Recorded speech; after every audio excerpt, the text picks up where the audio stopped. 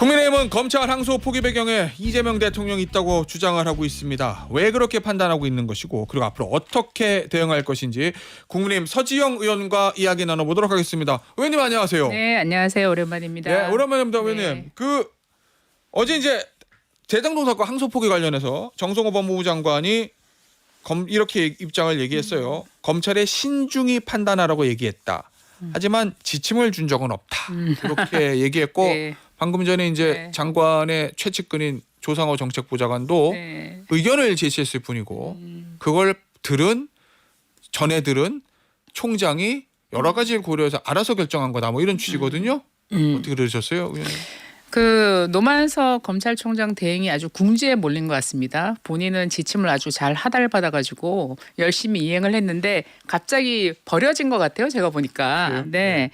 그리고 뭐 장관께서 신중하게 판단하면 좋겠다 이렇게 얘기해서 굉장히 거리를 두고 계신데 대한민국의 어느 국민이 그렇게 생각하시겠습니까? 사실은 그런 얘기를 하고 뭐 국회에서 공개된 자리에서 보고를 받았다 이렇게 말씀하시는 건 굉장히 무책임한 얘기고요. 예. 대한민국 국민 누구도 그다음에 이 사건에 대해서 의문을 품고 있는 그 어느 누구도 그렇게 장관이 거리두기 했다고 생각하는 사람 아무도 없을 겁니다. 오히려 그것은 외압을 자백한 거라고 봐요. 외압 자백. 예, 외압 자백이죠 이것은. 네. 그리고 만약에 그것이 아니라면 그렇게 무책임한 장관이 어디 있습니까? 왜냐하면 이번 발언에서 이런 얘기가 있었어요.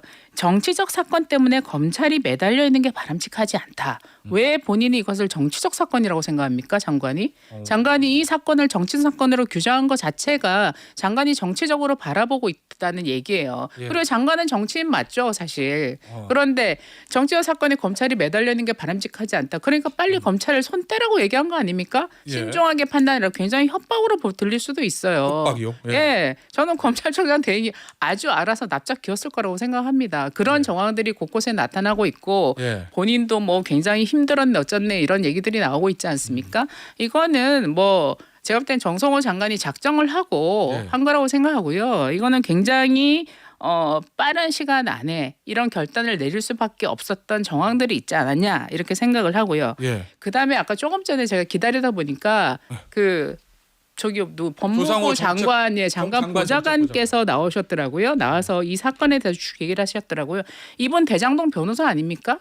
그리고 장관 정책 보좌관이라는 사람은 공무원입니다. 예. 저도 예전에 뭐 짧게 장관 정책 보좌관 한 적 있지만 어디 돌아다니면서 인터뷰하고 이런 거 하지 않아요. 어디 일국의 법무부 장관 정책 보좌관이 방송에 나와가지고 소위 장관이 정치적 사건이라고 얘기한 것에 대해서 자기 의견을 그렇게 얘기하고 갑니까? 저는 그 자체가 굉장히 정치적 중립을 지키지 않는다. 장관 보좌관이 나와서 대장동 변호사였던 사람이 대장동 사건에 대해서 줄줄줄줄 얘기하면서 다시 여기 와서 변호를 하고 가고 있어요. 그것이 과연 우리나라의 법무 행정이 지금 바람직하게 가고 있는가 굉장히 단면적으로 그 문제를 보여준 일이라고 생각합니다. 저는 SBS 이렇게 부르시지 않아야 된다고 생각을 하고요. 예. 본인도 공무원이라면 자중을 해야 된다고 생각합니다. 더군다나 대장동 변호사 출신이면 도대체 그 변호사를 어떻게 바라볼지 과연 알겠습니다. 공무원으로 바라볼지 좀 신중하게 처신해야 된다고 생각을 하고요. 대통령실도 여기에 대해서 저는 반드시 함께 다 상의했을 거라고 생각을 합니다. 대통령실이 이거 모른다 굉장히 거리두기 하고 있는 것도 국민들 입장에서는 납득하기 어려운 것이고요. 자, 예. 그러면 정성호 장관이 일단 정무적 판단이 들어가서 의견을 얘기했기 본인이 정치적 때문에 사건이라고 했잖아요. 예, 의견을 네. 얘기했기 때문에 네, 단순한 의견 제시가 아니다. 저는 아닐 거라고 확신합니다. 네네. 그러면 용산 대통령실하고도 관련이 있을 거라고 보세요? 당연히 그럴 수밖에 없다고 생각합니다. 이걸 그래서 예. 대통령실은 굉장히 초연하게 전혀 대통령실과 관련된 것이 없다 이렇게 얘기하지만 진실은 저는 언젠가 다 드러날 거라고 생각을 해요. 그래서 뭐 대통령실과 무관하다, 뭐 항소 포기를 지시하지도 않았다 이렇게 얘기를 하는데 예. 뭐 절대 그러려고 이미 그 대통령께서 예전에 하신 말씀이 있지 않습니까? 기계적 항소하지 마라. 예. 이런 얘기를 이미 한 9월 말쯤에 하셨잖아요. 거기에 대해서 정성호 장관이 제도적으로 뭐 보완을 하겠다. 제도적 보완을 하기 전에 이제 직접 지시를 하신 것 같아요. 그게 바로 눈앞의 사건으로 드러난 것 같습니다. 네. 이 노만석 검찰총장 권한대행이 얘기했다는 용산 법무부와의 관계를 따라야 했다. 이거는 어떤 의미라고 보세요? 그게 지시 받았다는 얘기죠. 외압 받았다는 얘기죠. 그래서 노만석 대행께서 어느 날 좀 고백을 하는 시간이 빨리 와야 될 것 같고요. 지금 굉장히 뭘 고백해요? 예. 뭐 대통령실과 그다음에 뭐 법무부와 상의했다 이런 취지로 얘기했지 않습니까? 그 상의 내용이 뭔지 정확하게 본인이 밝혀야죠. 그래서 진실이 좀 명명백백해져야 된다고 생각하고요. 그리고 국민들이 이 사건에 대해서 대통령이 그 대장동 사건의 몸통이고 설계자라고 본인이 얘기하신 거 아닙니까? 그리고 예전에 그런 얘기도 있었죠. 천화동인 1호의 절반은 그분 것이다. 김만배 이거요? 씨가 그분 것이 처음에는 부인하다가 그 말을 했던 것은 본인이 인정했지 않습니까? 당시에 그분이 전부 다 대통령이라고 다들 추정을 하고 있지 않습니까?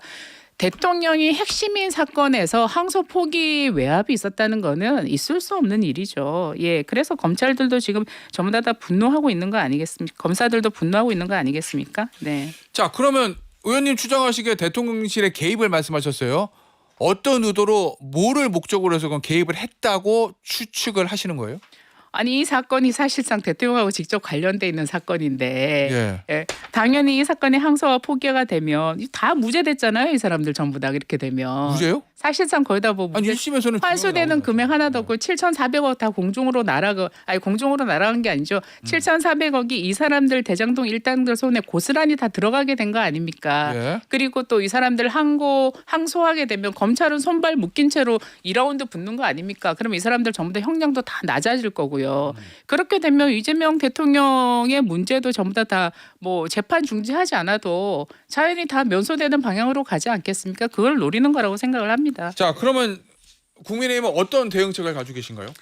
저희는 이 사건에 대해서 저희가 지금 뭐 우리도 이 사건에 대해서 국정조사를 하자 이런 얘기들 하는데 뭐 김병기 원내대표도 뭐 하자 전부 다 네. 물론 김병기 원내대표의 입장은 이 검사들에 대해서 공격하기 위해서 장을 마련하겠다 이런 취지인 것 같은데 일단 하자고 했으니까 서로 합의가 되면 네. 이것에 대해서 뭐 국정조사를 하든 청문회를 하든 진실을 밝혀가는 과정이 필요하다고 생각합니다. 그 과정에서 증인들을 유리하게 그 선택적으로 부르는 일만 없었으면 좋겠어요. 제가 볼 때는 예. 관련된 사람들 전부 다 출석해가지고 그리고 지금 검사들이 거세게 지금 반발하고 있지 않습니까? 예. 그분들 의견도 저는 충분히 들어볼 수 있는 장이 마련되어야 국민들 앞에 이 항소 포기 외압 의혹의 실체를 정확하게 밝힐 수 있을 것 같고요. 예. 참 재밌는 얘기했었어요. 그 정유미 법무연수원 연구위원이 검찰 내부망을 통해서 굉장히 신랄한 비판을 했죠.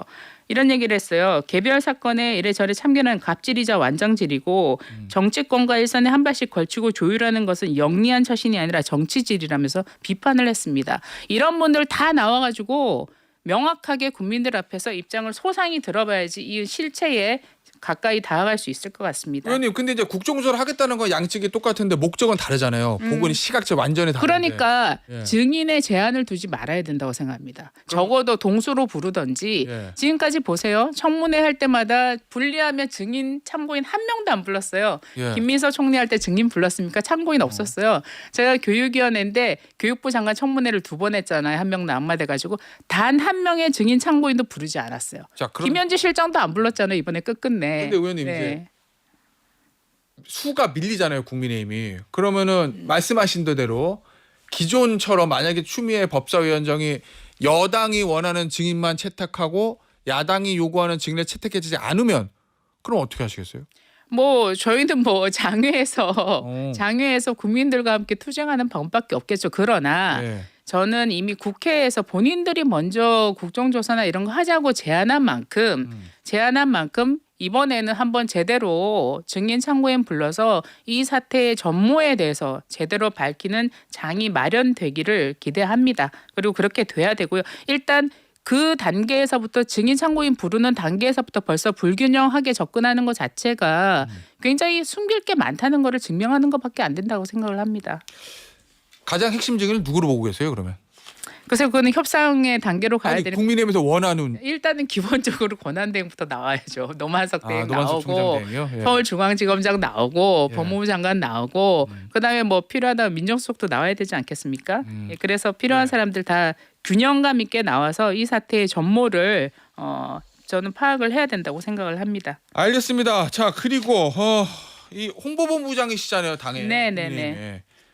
이 백드롭 보니까 이건 저희 SBS 그것이 알고 싶다를 차용하신 건데 그녀가 알고 싶다 뭐 이렇게 네. 하셨거든요. 네네네. 이거를 백드롭을 하신 이유는 뭘까요? 역시 김현지 실장 때문인가요? SBS에서 이거 뭐 그냥 기분 나빠하시는 건 아니죠. 네, 저희가 패러디한 거고요. 예. 그 최근에 금연지 실장에 대한 얘기가 굉장히 국정감사 전반을 휘저었죠. 사실은 김연지로 시작해서 지난주에 운영의 국감이 끝나는데 사실상 김연지는 없었지만 김연지로 시작해서 김연지로 끝난 국감이 되었습니다. 이분과 관련된 의혹들이 너무 많이 나오고 있지 않습니까? 그러나 이분에 대한 실체에 대해서 아무도 알지를 못해요. 한마디로 유령 같은 분입니다. 그런데 곳곳에서 등장하고 있습니다. 많은 증거를 인멸하는 정황들이 속속 보이고 있고요. 그렇기 때문에 좀 그런 것들을 국감에 나와서 책임 있게 좀 소상히 밝혀라라는 취지에서 저희가 증인으로 불렀는데 뭐 인사까지 하면서 이제 출석하지 않아도 되는 보직으로 옮기셨어요. 그래서 참 이것이 안타까웠었고 그다음에 김현지 씨 같은 경우에는 뭐 당일날 운영위원회 할 때 예. 대통령께서 오후 일정 수행하지 마라. 당초에는 오후만 출석할 수 있다고 했는데 오후 일정 수행하지 마라라고 했는데 그것을 그 대통령실 관계자들은 오후 한 4시경에 알았다는 거예요. 도대체 오후가 몇 시부터 시작되는 건지 저 잘 모르겠습니다. 그래서 대통령은 하루 종일 뭐 출석하라는 지시쇼 한 것 같고 예. 김현지 씨는 하루 종일 경내에 대기하면서 대기쇼를 벌였고 그리고 여당은 출석하면 절대 안 된다라는 거부쇼 뭐 쇼쇼쇼 3박자가 아주 맞아떨어진 것 같아요. 그렇기 때문에 이렇게까지 대통령실이 예. 김현지 실장을 감싸 안고 절대로 노출시키지 않아야 되는 이유가 무엇인지 이게 의혹이 눈덩이처럼 스노우볼처럼 커져가는 겁니다. 그렇기 때문에 참 너무 의혹이 많고요. 그리고 그 대통령실의 1급 비서관이면 고위공무원입니다. 1급 비서관의 신상을 이렇게까지 감추고 있는 것도 이상한 일입니다. 오늘 저 법사위 현안질이 있잖아요. 네. 이 대장동 관련해서 여기는 김현지 실장 요청했다가 빼신 거죠 나중에? 나중에 철회를 한 걸로 알고 있습니다. 협상 과정에서. 네. 예. 네. 알겠습니다. 아니 그러면은 왜 그러면 김현지 실장을 전반적으로 숨긴다는 표현을 하셨는데 그럼 왜 그런다고 보세요? 글쎄요, 이분이 이제 최근에 보면은 그런 녹취록도 나왔죠. 뭐 백광현 씨인가요? 이분이 이제 뭐 녹취록을 공개한 거에 의하면은 그 대선을 앞두고 걔네들한테 300억 땡겨와서 선거 치르자. 이런 얘기를 한 녹취가 나왔는데 이게 정확하게 김현지 씨인지 아닌지는 알 수가 없지만 그분은 김현지 씨라고 주장을 하고 있죠. 그러니까 대선 과정에서 도대체 걔네들은 누군지 300억은 어디서 땡겼는지도 모르겠고 이러한 여러 가지 의혹들을 가지고 있기 때문에 네. 이분이 출석해서 이러한 정황들을 확실하게 밝혀주는 게 필요하다. 그리고 예전에 뭐 김혜경 여사 그 법과 관련해서 그 배소연 비서한테 그 경기도청에 모든 자료들을 다 파일을 삭제하라는 지시를 한 것으로도 알려져 있지 않습니까? 그래서 이런 의혹을 가진 사람이 국민들 앞에 자기 입장을 명확하게 털어내고 의혹을 해소할 필요가 있다고 생각합니다. 아니면 직권남용이죠. 거기다 강선우 장관 후보한테 직접 전화해가지고 물러나라고 뭐 얘기까지 했다는 거 아닙니까? 거의 실세라는 증거라고 할 수 있죠. 그게 사실이라면요. 네. 알겠습니다. 의원님 오늘 인터뷰는 여기서 마무리하도록 하겠습니다. 지금까지 국민의힘의 서지영 의원이었습니다. 의원님 감사합니다. 네, 감사합니다.